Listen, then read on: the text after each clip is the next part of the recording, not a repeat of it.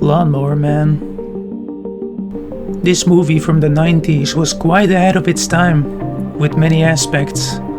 It gives a modern twist on the Frankenstein monster trope, which we've seen before.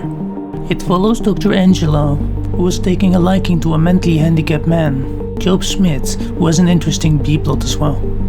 He gets a lawnmower from a good soul and uses this to mow the lawns in the whole neighborhood. This while being allowed to be inside of a shed built on the church's property. And we see that the priest who allows him to stay in there is quite abusive to him. I appreciate the satire that it brings to how some people abuse religion, or how some people use religion to get people to bend to their will. But next to that, there are some other messages in the movie which I thought are very profound. We do not know our own limit. There is so much in the mind that can be unlocked or perhaps even destroyed. This is Dr. Angelo's magnum opus. An invention which can remind us of virtual reality as we know it now. However, in the movie's plot synopsis, Joe becomes an actual god, at least on the front of knowledge. We also see the social aspect of the program, and those who had already opened their heart before Job ever became intelligent, either are treated with the same childlike kindness, as those who have defined him in his prior state suffer dire consequences, as well as those who define his newfound ego. As more and more parts of Job's brain get unlocked, he doesn't just use a lawnmower telekinetically in order to kill the father of a child who he considered to be a friend, showing that despite of Job's increase in IQ, his lack of EQ enables his ego to control him. Also that outfit, like he's the first minion in history. Also, just wanna say, Job's superpowers go harder than the special effects from the 90s. They're seriously abstract and look like they're rendered on a PlayStation 1. But please look beyond that, really. So the ending of the movie has Job escape into the cyber world. Also, this was made before the internet was prominent. And I think it's very insightful on how it portrays that one person can flatten the whole system, especially when it's digital. Other elements of the story I could appreciate were the falling apart of the relationship between the doctor and his wife because of how much he fed into his investigation and how little he fed into the relationship they had. Let's say the relationship died because of the new job, because of Dr. Angelo. That's the dangers of being a pioneer. And it hits Dr. Angelo really hard as Job gets mad with power and deletes people from existence. The trust that Dr. Angelo had in Job is completely gone.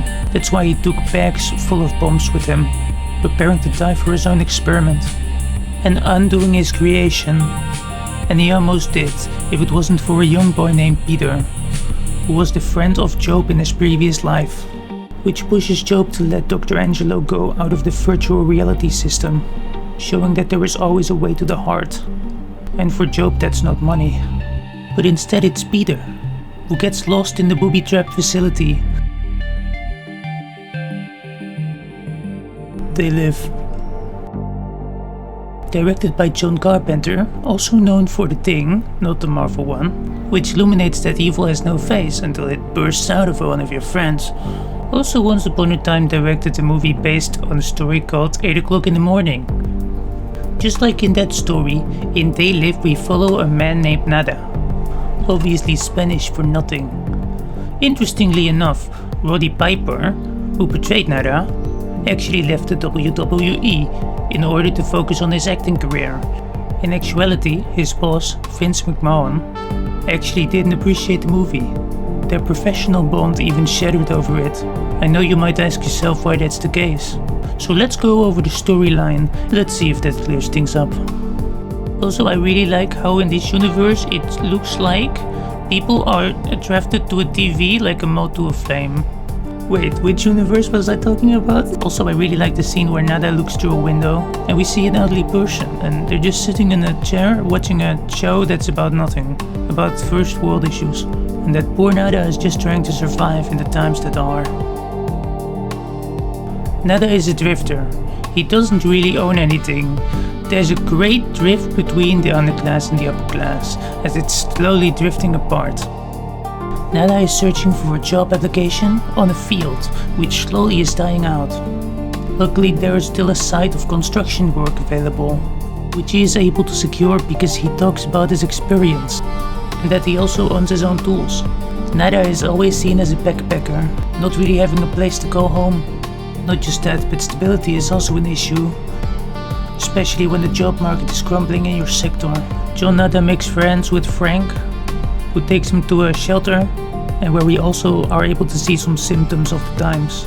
This is illuminated quite well when Frank opens up about his wife and children, which he is unable to see and hasn't seen for half a year. Nada finds a church on the other side of the camp. It seems abandoned and he walks in. Strange writings are on the wall, and sunglasses are illuminated in the center of the room. It turns out that this is the base of a resistance movement. This is against entities who try to keep us dumb and blind to consumerism. That was standing on top of most industry ladders. A blind priest really feels Nada. A true priest, not the one in Lawnmowerman. And it's almost like the priest reads the miracle that Nada is about to perform for the world. Nada is suspicious of the church. Positioning may or may not have alerted the police who was hovering over him in a helicopter. The church gets evacuated, and the police steps in like an iron fist, as well as a so-called scientific investigation unit.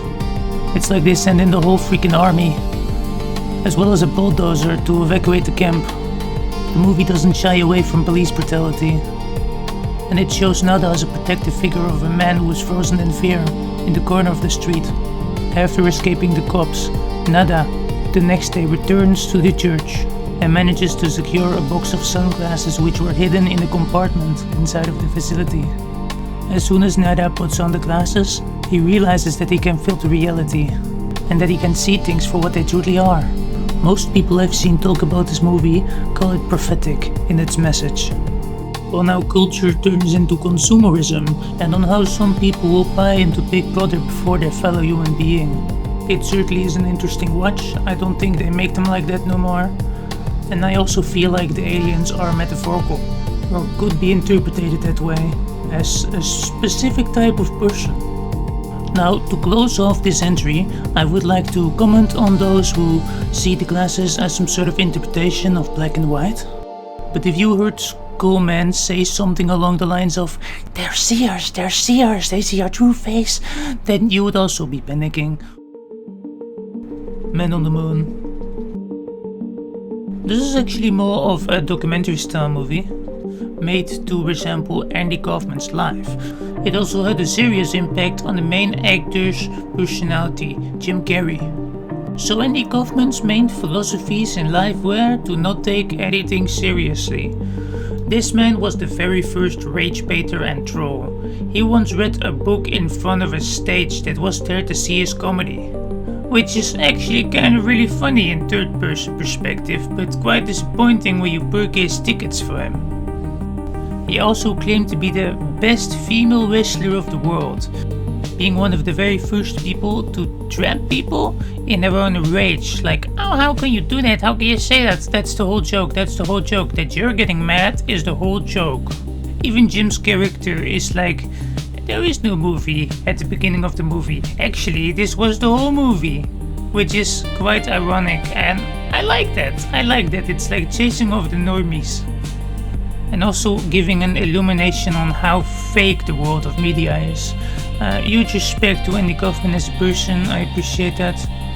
Anyways, this might not be a very long entry, but I still wanted to add it in there because I just thought it was an interesting movie. And if I were to sum it up in the most wise directory, then I would say that people usually have a picture of you in their head. And usually that's quite caricaturistic and two-dimensional. When you step out of this, you might disappoint people or break their stigma that they had of you. Also asking the question, who is real and who is not? Actively driving on outrage of those who think they know something, but not actually do. Flashpoint paradox. Imagine a timeline where all of your heroes are slowly dying, dead or not born at all. That's the scenario that Flashpoint Paradox focuses on. After Barry Allen, aka The Flash, goes back in time after being teased by his arch nemesis that he's unable to ever save his mom, he actually does, which has disastrous consequences for the timeline. Superman never lands in the cornfields and instead is locked up in a government facility, being weak, fragile, and ignorant of the world around him. Hal Jordan never finds the Green Lantern ring and dies in a kamikaze attack on Aquaman and Atlantis. War at war because Wonder Woman killed Mera, Aquaman's woman. After Aquaman and Wonder Woman were caught having an affair, Bruce Wayne is dead. It was him who died in that alley that night. It was his mother who became the Joker, and it was his father who became the Batman. The movie really illuminates the ripple effect which one action can have. The butterfly effect, the domino effect, and even you, right now, are changing your destiny by watching this video. Except for in Flashpoint Paradox, the entire world is at stake. Everything. And there have been multiple events in the world where civil society almost ended as we knew it. And next to that, I think it's admirable to show the horrors of war, and it's never illuminated as a good thing. Especially when there is a timeline out there where everyone gets along. Robocop 87.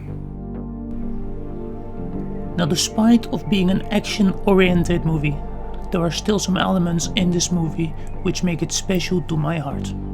It follows Officer Alex Murphy, who is new to the Detroit Police Department, only to be brutally taken care of in his first day of service. This movie isn't just a journey about finding out who you are, ironically enough illuminated by dreams and the subconscious.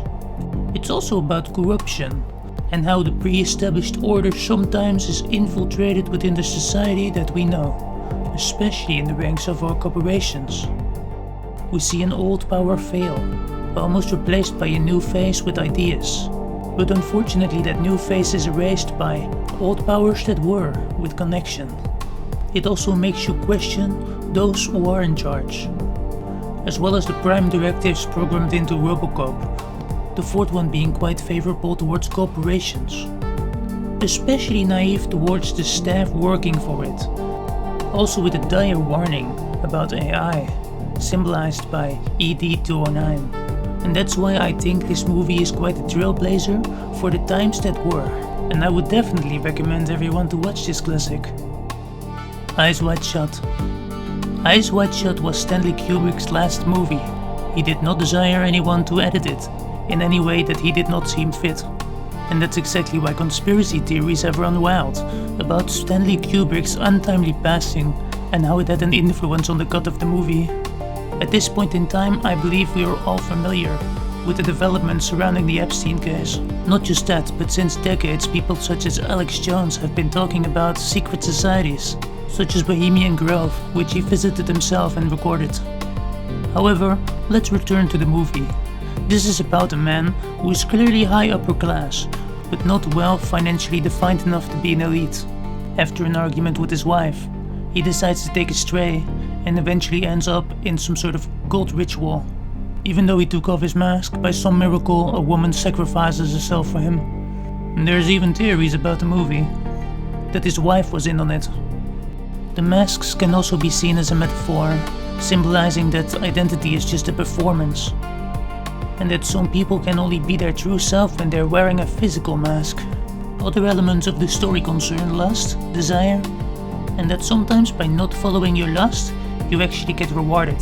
And you know what, I think that's a fair point, because no flower blooms within one day, unless it's made of plastic, of course, which also could illuminate a loss of individuality, much so like the cult ritual that we see in Eyes Wide Shut.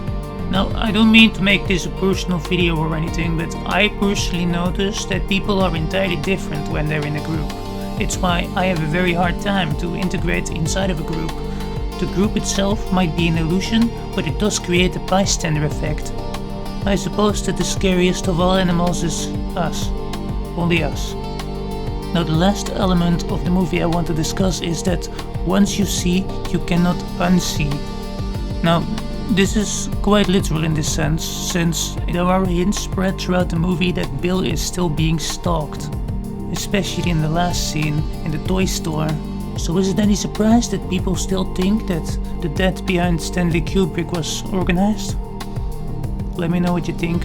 Thanks for watching. If I earned a sub and a like, please let me know. And I'll see you around.